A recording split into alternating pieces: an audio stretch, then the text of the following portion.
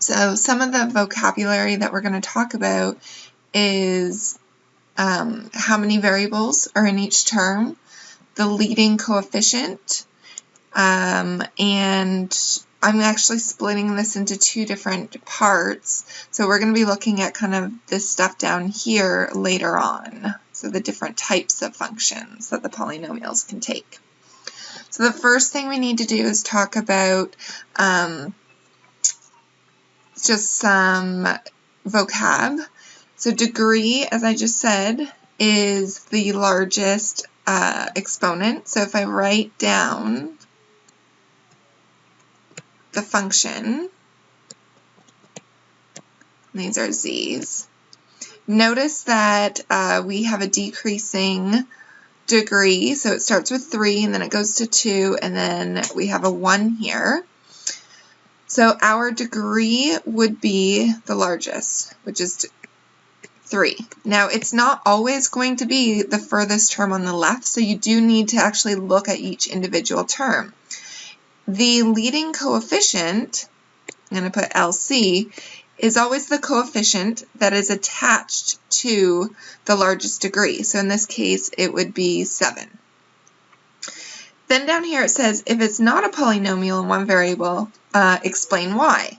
So basically what that's saying is that if there was another variable, let's say b here, we would say that this is not a polynomial because we have two variables. But that is not the case, so this is a polynomial. Let's look at another one. State the degree of the leading coefficient of 6a cubed minus 4a squared plus ab squared. If it is not a polynomial in one variable, explain why. Well, so right here, we have two different variables. So therefore, this is not a polynomial because we have two variables, a and b, in one term. So you definitely need to look at each term. So this one, state the degree and the leading coefficient. Now the first thing I'm going to do is I'm going to notice that this degree of 6 is furthest to the right. So I'm going to rearrange that.